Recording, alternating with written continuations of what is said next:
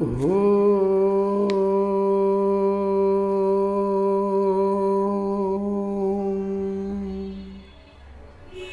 ಶ್ರೀ ಗುರು ಬಸವಲಿಂಗಾಯ ನಮಃ. ಈ ದಿನ ಶಿವಯೋಗಿ ಸಿದ್ದರಾಮೇಶ್ವರರ ಒಂದು ವಚನವನ್ನು ನಾವು ನೋಡೋಣ. ಮನದಲ್ಲಿ ಸಂಕಲ್ಪ ವಿಕಲ್ಪಗಳು ನೋಡಯ್ಯ, ಮನದಲ್ಲಿ ಸಂಕಲ್ಪ ವಿಕಲ್ಪಗಳು ನೋಡಯ್ಯ, ಮನಸ್ಸಿನ ಕಾರ್ಯವೇ ಪಾಪ ಪುಣ್ಯ ನೋಡಯ್ಯ, ಮನಸ್ಸಿನ ಕಾರ್ಯವೇ ಪುಣ್ಯ ಪಾಪ ನೋಡಯ್ಯ, ಮನ ಕಾರ್ಯಂ ಜಗದ್ದೇದಂ, ಮನ ಕಾರ್ಯಂ ಜಗದ್ದೇದ್ಯಂ ಎಂಬುದು ಪುಷಿಯಲ್ಲ ನೋಡ ಕಪಿಲಸಿದ್ಧ ಮಲ್ಲಿಕಾರ್ಜುನ, ಎಂಬುದು ಪುಷಿಯಲ್ಲ ನೋಡ ಕಪಿಲಸಿದ್ಧ ಮಲ್ಲಿಕಾರ್ಜುನ. ಇಲ್ಲಿ ಶಿವಯೋಗಿ ಸಿದ್ದರಾಮೇಶ್ವರರು ಏನು ಹೇಳ್ತಾರೆ ಅಂದರೆ, ನಮ್ಮ ಒಂದು ಮನಸ್ಸಿನ ಬಗ್ಗೆ, ಮಾನಸಿಕ ಸ್ಥಿತಿಯ ಬಗ್ಗೆ ಇಲ್ಲಿ ಹೇಳ್ತಾರೆ. ಅದಕ್ಕೋಸ್ಕರ ನಮ್ಮ ಶರಣರು ಮಾನಸಿಕ ತಜ್ಞರಾಗಿದ್ದರು. ಅಂದರೆ ಅವರು ಉತ್ತಮ ಮಾನಸಿಕ ತಜ್ಞರು.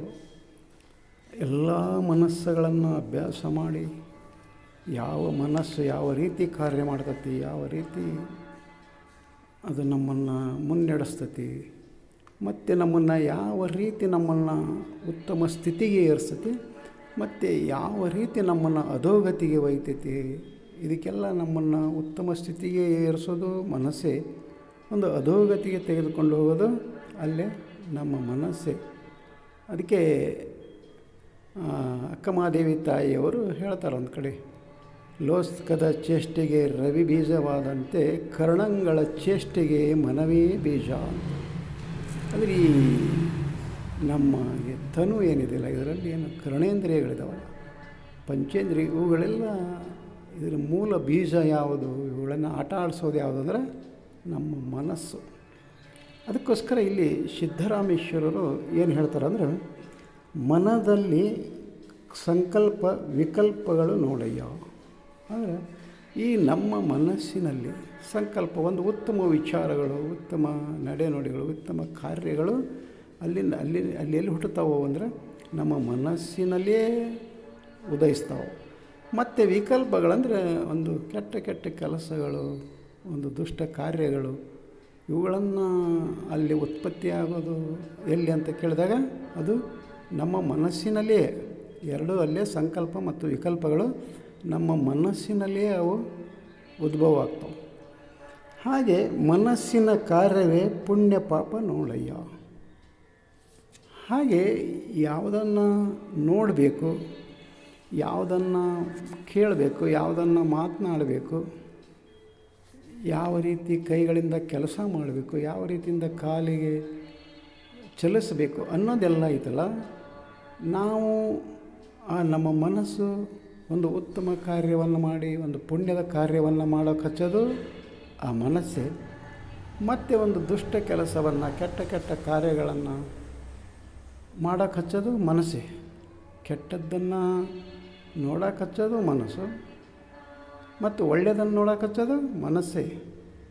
ಕೆಟ್ಟದ್ದನ್ನು ಕೇಳೋಕೆ ಹಚ್ಚೋದು ಮನಸ್ಸೇ, ಕೆಟ್ಟದ್ದನ್ನು ಒಳ್ಳೆಯದನ್ನು ಶರಣರ ವಚನಗಳು ಇಂಥವುಗಳನ್ನೆಲ್ಲ ಕೇಳೋಕೆ ಹಚ್ಚೋದು ಅದು ನಮ್ಮ ಮನಸ್ಸೇ.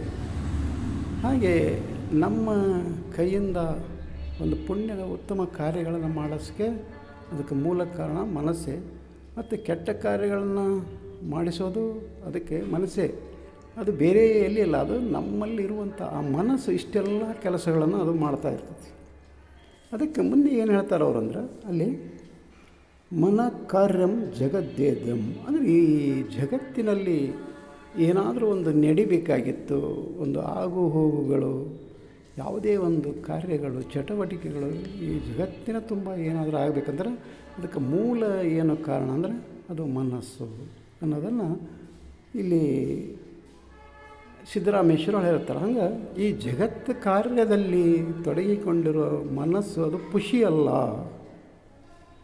ಅದು ಈ ಜಗತ್ತಿನ ಎಲ್ಲ ಚಟುವಟಿಕೆಗಳು, ಎಲ್ಲ ವ್ಯವಹಾರಗಳು ಒಂದು ಉತ್ತಮವಾಗಿರ್ಬೋದು, ಒಂದು ಕೆಟ್ಟದ್ದೇ ಇರ್ಬೋದು, ಅಂತ ಏನೇನು ಹೇಳಿದ್ರು ಅಲ್ಲೇ ಮನಸ್ಸೇ ಮೂಲ ಕಾರಣ, ಅದು ಖುಷಿಯಲ್ಲ ಅಂತ ಹೇಳಿ ಇಲ್ಲಿ ಸಿದ್ದರಾಮೇಶ್ವರರು ಹೇಳ್ತಾರೆ. ಹಾಗಾದರೆ ಅಲ್ಲಿ ಅಕ್ಕಮಹಾದೇವಿ ತಾಯಿಯವರು ಹೇಳ್ತಾರೆ, ಯಮಗುಳ್ಳದ್ದೊಂದು ಮನ, ಆ ಮನ ನಿಮ್ಮಲ್ಲಿ ಸಿಲುಕಿದ ಬಳಿಕ ನನಗೆ ಭಯ ಉಂಟೆ ಚನ್ನಮಲ್ಲಿಕಾರ್ಜುನ ಅಂತೇಳಿ ಅಕ್ಕಮಹಾದೇವಿ ತಾಯಿಯವರು ಕೇಳ್ತಾರೆ. ಹಾಗೆ ನಮ್ಮಲ್ಲಿರುವಂಥದ್ದು ಒಂದೇ ಮನ. ಆ ಮನ ಆ ಇಮ್ಮನವಾಗುವ ಪೂರ್ವದಲ್ಲಿ, ಆ ಮನ ಇಮ್ಮನವಾಗುವ ಪೂರ್ವದಲ್ಲಿ ಒಮ್ಮನವಾಗಿ ನಾವು ಉತ್ತಮ ಕಾರ್ಯಗಳನ್ನು, ಅಂದರೆ ನಮ್ಮ ಮನಸ್ಸು ಎರಡು ರೀತಿ ಕಾರ್ಯಗಳಲ್ಲಿ ತೊಡಗಿಸಿಕೊಳ್ಳದೆ ಒಂದೇ ಕಾರ್ಯದಲ್ಲಿ, ಉತ್ತಮ ಕಾರ್ಯದಲ್ಲಿ ತೊಡಗಿಸಿಕೊಳ್ಬೇಕಾಗಿತ್ತು. ಅದು ಇಮ್ಮನವಾಗುವ ಪೂರ್ವದಲ್ಲಿ ಒಮ್ಮನವಾಗಿದ್ದಾಗೇ ನಾವು ಉತ್ತಮ ಕೆಲಸಗಳನ್ನು ಮಾಡಬೇಕಾಗಿತ್ತು. ಹಾಗೆ ಶರಣರ ವಚನಗಳನ್ನು ಓದಬೇಕಾಗಿತ್ತು, ಶರಣರ ನುಡಿಗಳನ್ನು ಕೇಳಬೇಕಾಗಿತ್ತು, ಶರಣರ ದರ್ಶನವನ್ನು ನಾವು ಮಾಡಿಕೊಳ್ಬೇಕಾಗಿತ್ತು, ಉತ್ತಮರ ಸಂಘದಲ್ಲಿ ನಾವು ಇರಬೇಕಾಗಿತ್ತು.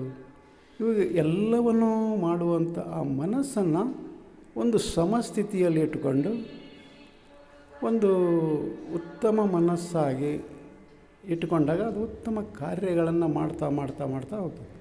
ಆ ಕಂಡದ್ದಕ್ಕೆ ಅದನ್ನ ಹರಿಬೀಳದೆ ಉತ್ತಮ ಕಾರ್ಯದಲ್ಲಿ ಅದನ್ನು ತೊಡಗಿಸ್ಕೋಬೇಕು. ಆ ಮನಸ್ಸನ್ನು ಒಂದು ಹತೋಟಿಗೆ ತರಬೇಕು, ಒಂದು ಹಿಡಿತದಲ್ಲಿ ಇಟ್ಕೋಬೇಕು ಅಂತ ಕೇಳಿದಾಗ ನಾವು ಏನು ಮಾಡಬೇಕು ಅಂದರೆ ಶರಣರ ವಚನಗಳನ್ನು ಓದಬೇಕಾಗ್ತದೆ, ಶರಣರ ವಚನಗಳನ್ನು ಓದಬೇಕಾಗ್ತದೆ.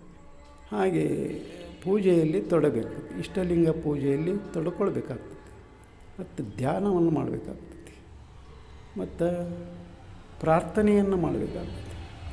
ಹೀಗೆ ಮಾಡಿದಾಗ ಆ ಮನಸ್ಸು ಒಂದು ಹಿಡಿತಕ್ಕೆ ಬರ್ತದೆ.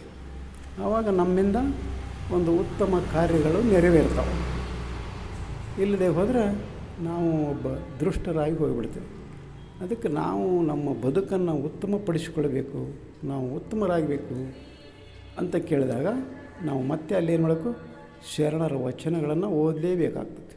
ಅದಕ್ಕೋಸ್ಕರ ವಚನಗಳನ್ನು ಓದೋಣ, ವಚನ ಮಾಡಿಕೊಳ್ಳೋಣ, ಉತ್ತಮ ಮನಸ್ಸಿನ ಮನುಷ್ಯರಾಗೋಣ ಅಂತ ಹೇಳುತ್ತಾ ಈ ವಚನಕ್ಕೆ ವಿರಾಮ ಕೊಡ್ತಾ ಇದ್ದೇನೆ. ಶರಣು ಶರಣಾರ್ಥಿ.